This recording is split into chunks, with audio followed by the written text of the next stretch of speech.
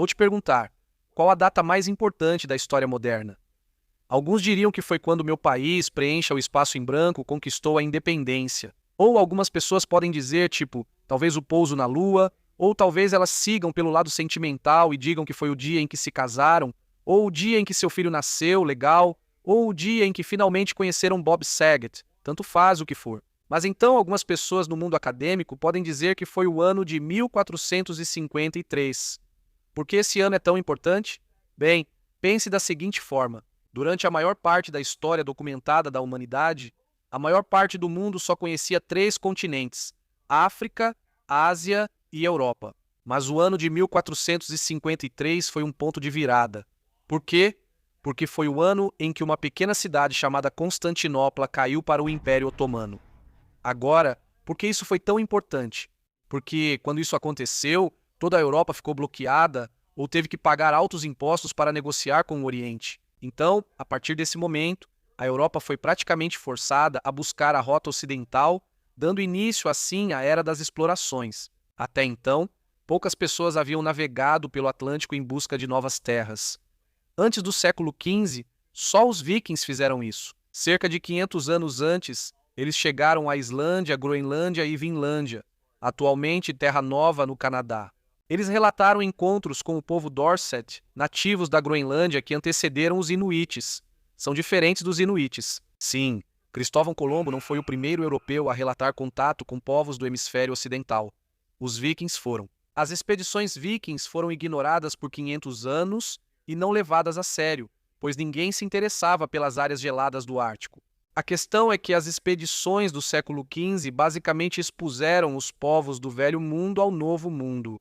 Avançando algumas décadas, esse cara, Francisco Pizarro, se torna a primeira pessoa a ter documentado algo extraordinário no extremo oeste da América do Sul. Um império inteiro, funcional e avançado, que tinha um modo de operação completamente diferente de todos os tipos de impérios conhecidos do Velho Mundo, diferente de tudo o que se conhecia entre os impérios em toda a história do Velho Mundo.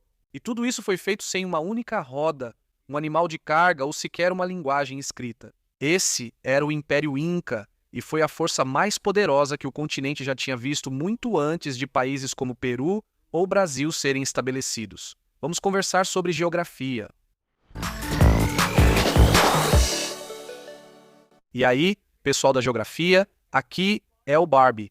Qual é a função da conjunção? Esta é uma caneca do Geography Now e uma das novas camisetas do Geography Now que você pode comprar.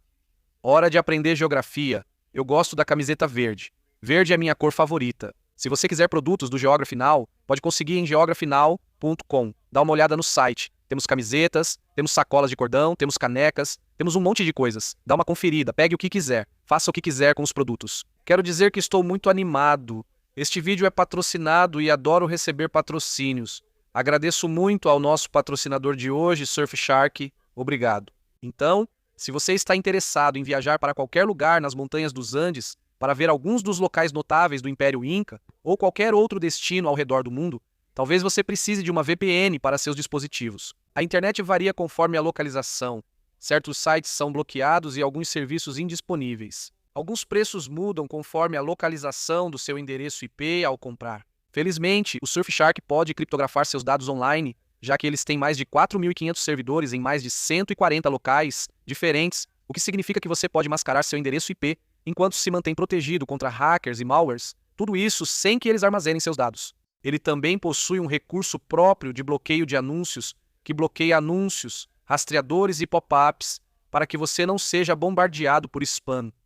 E funciona em uma quantidade ilimitada de dispositivos. Eles oferecem garantia de devolução do dinheiro em 30 dias, e se você acha que o Surfshark é algo que te interessa, clique no link na descrição deste vídeo, surfshark.com/surfshark.com GeoNow, e use o código GeoNow para ganhar mais 4 meses extras de Surfshark. Certifique-se de ser furtivo como um tubarão quando estiver navegando na internet. Surfshark.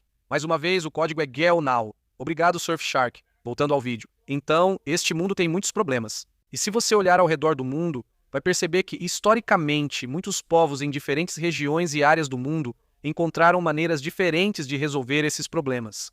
Por exemplo, para a preservação de alimentos, Muitos povos da Europa preferiam defumar ou salgar seus alimentos, enquanto muitos povos na Ásia ou no leste asiático decidiram fermentar ou secar seus alimentos. Na China, descobriram como fazer gelo misturando salitre ou nitrato de potássio na água, causando uma reação endotérmica que congelava a parte externa de um recipiente para criar gelo. Na antiga Pérsia, inventaram as estruturas Yakshagil, grandes cúpulas cônicas que usavam isolamento térmico e convecção natural para armazenar e produzir gelo com o congelamento de tanques rasos pelos ventos noturnos. Ambos funcionavam, mas eram métodos distintos. Por isso, foi chocante para estrangeiros presenciarem um império de quase 2 milhões de quilômetros quadrados e cerca de 12 milhões de pessoas, funcionando com métodos totalmente diferentes e desconhecidos para os mesmos problemas enfrentados em seus países. Se você perguntar ao redor do mundo o que pensam ao ouvir Império Inca, o que dizem? Muitos provavelmente vão pensar no filme da Disney, A Nova Onda do Imperador, que, aliás, foi originalmente concebido para ser um filme grandioso, dramático, musical e épico com um tom sério. Mas aí eles fizeram exibições de teste e o resultado foi ruim. Então, eles abandonaram toda aquela ideia e fizeram uma comédia de amigos. E agora é tipo um clássico cult. Enfim, estou me desviando muito do assunto. A questão é o cenário de regiões montanhosas íngremes com moradias de pedra, ouro, lã de alpaca, ponchos e lhamas. Esse parece ser o tema recorrente das imagens que aparecem quando você fala Império Inca, certo? Muitas pessoas parecem atribuir todo o Império Inca apenas ao Peru, mas não é o caso. O Império Inca se estendia desde o sul da Colômbia até o centro do Chile, incluindo partes do que hoje é a Argentina. As montanhas íngremes dos Andes protegiam grande parte do império, funcionando como uma fortaleza natural. Como eles funcionavam e construíram toda uma civilização de forma diferente da maioria dos impérios do Oriente. Primeiro, falemos sobre comunicação. O Império Inca conquistou e integrou vários grupos etnolinguísticos que pagavam tributo. No entanto, a língua franca que eles usavam era uma forma antiga do idioma Quechua ou Quichua. A Maltas, professores imperiais eram enviados às regiões recém-conquistadas para impor e ensinar o Quechua às diversas populações locais. E os Inca, eles conquistaram muitos povos e tinham muitos inimigos, principalmente os povos Xanca. Na verdade, dizem que a derrota do povo Xanca foi basicamente o que deu início a todo o Império Inca, a partir do reino de Pachacuti em Cusco. Após isso, Pachacuti foi com tudo e conquistou tudo. Depois, seguiram ao sul e conquistaram os reinos Aimará, próximos ao atual lago Titicaca. Havia também o povo Cañari no Equador e os artesãos Chimo na costa, ambos entre os mais implacáveis opositores dos Incas. Quando os espanhóis chegaram, os Cañari foram dos primeiros a se aliar a eles contra os Incas. Era muito louco. Enfim, a questão é que, depois de conquistarem todos esses grupos e territórios, eles obviamente tiveram que estabelecer algum tipo de estrutura civil. Primeiro, eles construíram o Capac Inhã, que ainda pode ser visto hoje. É a grande rede de estradas que ligava os principais centros do Império Inca. É basicamente uma estrada de pedra que vai para todo lugar, até mesmo subindo montanhas e nos vales, em todo canto. Você ainda pode encontrá-la hoje. Depois, eles precisaram estabelecer uma forma de enviar mensagens. O que eles fizeram? Criaram o sistema dos chasquis. Os chasquis eram basicamente mensageiros de revezamento. Eles geralmente corriam por uma curta distância e entregavam a mensagem ou encomenda para o próximo chasqui, encontrando-se em um tambo ou casa de descanso, onde podiam descansar e pegar comida ou suprimentos. Isso seguia dia e noite como uma corrida de revezamento sem fim. Disse que uma pessoa da realeza no Império Inca podia pedir um peixe do oceano e recebê-lo em cerca de 24 a 48 horas. Os chasques subiam as montanhas, onde a temperatura mais fria mantinha o peixe fresco. Assim, podiam ter peixe fresco do Oceano Pacífico em menos de 2 dias. O Capac Inhã tinha escadarias nas montanhas e pontes de corda trançada inventadas por eles, que atravessavam grandes fendas no trajeto. Os chasquis carregavam de tudo, desde informações até pequenos objetos de valor para entrega, ordens reais, inteligência militar e até mesmo quipus. O que são quipus? Os quipus são um dos artefatos mais importantes da sociedade inca para o registro de informações. Eles faziam isso com um longo sistema de fios franjados, no qual havia fios codificados por cores e nós. Cada código de cor e nó, até mesmo a posição do nó, indicava algo muito importante. Eles eram usados para tudo. Eles eram usados para documentar dados do censo, documentação de impostos, colheitas e reservas de alimentos, número de tropas, equipamentos, reparos de pontes, tudo. De certa forma, esses pequenos fios coloridos com nós contavam a história mais precisa do Império Inca. Após a inspeção detalhada do Império, encostas inteiras de montanhas foram adaptadas para abrigar comunidades. Eles tinham sistemas de drenagem, fontes e canais nas encostas para casas e fazendas em terraços, mas não possuíam moeda. Havia mais um sistema preliminar de troca que eles usavam entre as pessoas. Mas o Império também impunha um imposto de trabalho chamado mita. Era uma obrigação de trabalho para o Império, abrangendo agricultura, serviço militar, alvenaria, construção, entre outros. O Capac Nhan foi construído a partir desse imposto de trabalho.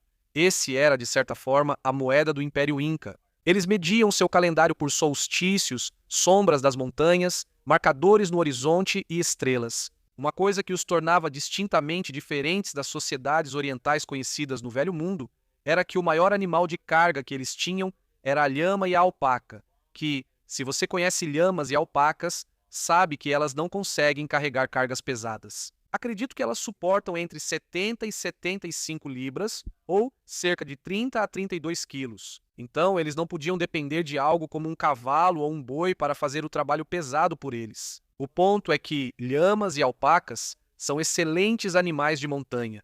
Sobem terrenos íngremes com facilidade, ideal para a região. Além disso, inventaram o sistema Chulu para obter água, principalmente em regiões secas como o deserto do Atacama. Era basicamente uma forma de liofilização. Congelavam uma batata, secavam ao sol e espremiam a umidade, repetindo esse processo por anos com a mesma batata. Não possuíam ferramentas de ferro, muitas ferramentas que usavam eram de cobre ou bronze. Ou, para cortar as pedras, eles usavam serras com areia, que era uma técnica de abrasão muito engenhosa para fazer cortes muito intrincados e precisos na pedra. Isso também ajudou-os a aprender a construir edifícios de pedra resistentes a terremotos. Eles perceberam que, cortando a pedra em formato poligonal e sem argamassa, podiam encaixá-las perfeitamente. Quando havia terremoto, as pedras se reajustavam e voltavam ao lugar após serem sacudidas. Por isso, muitas permanecem de pé até hoje. E o mais impressionante é que tudo isso foi feito sem nenhum tipo de dispositivo de transporte com rodas. Agora, isso não quer dizer que os incas não soubessem o que eram rodas, eles já sabiam o que eram rodas. Já existem artefatos como brinquedos de crianças com rodas. E eles já tinham moinhos de pedra rolantes que eram assim. Eles já conheciam o círculo e sabiam que ele rolava. O conceito não era novo. Mas a questão é que, quando você vive em um terreno extremamente íngreme e montanhoso, a roda não é realmente um mecanismo vantajoso nesse tipo de ambiente. Sabe, pense nisso. É muito mais fácil e lógico fazer viagens menores com menos peso por um desfiladeiro íngreme do que puxar uma carroça enorme, correndo o risco de tudo cair e ser destruído. A geografia e a falta de animais de tração nunca fizeram da roda algo central na vida cotidiana deles. Curiosamente, esses paralelos e características aparecem em outros impérios da mesma época. Nas Américas, os impérios Azteca e Maia construíram civilizações sem transporte sobre rodas, e nem tinham alpacas ou lhamas para ajudar no transporte de cargas leves. Apesar de não terem quipus, usavam sistemas próprios de glifos entalhados para transmitir palavras, conceitos, cálculos e registros. Os incas souberam aproveitar o ambiente e criaram uma das civilizações de montanha mais eficientes já conhecidas.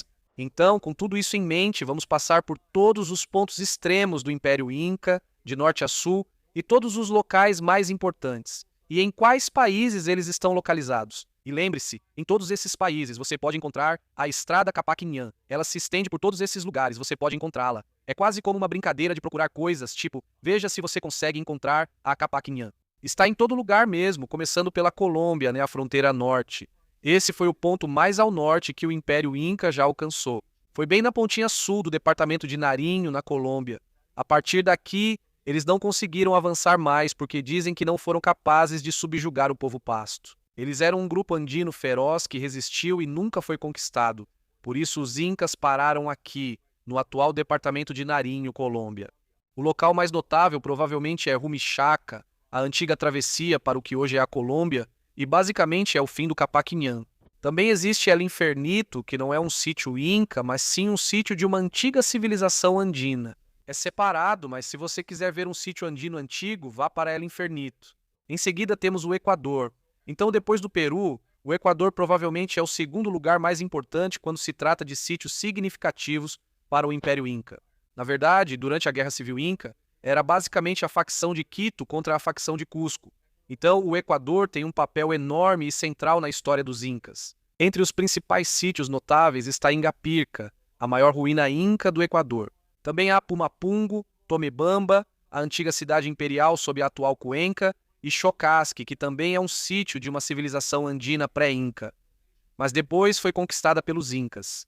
Em seguida, vamos para o Peru, que é basicamente o coração do Império Inca. Obviamente, lá está o sítio mais importante, Machu Picchu, que fica em Cusco, que era a capital, mas além de Machu Picchu também há lugares como Sacsayhuamán, Ollantaytambo, Pisac, Choquequirao, Morai, Tambo, Machay, Acxi, Tipon e assim por diante.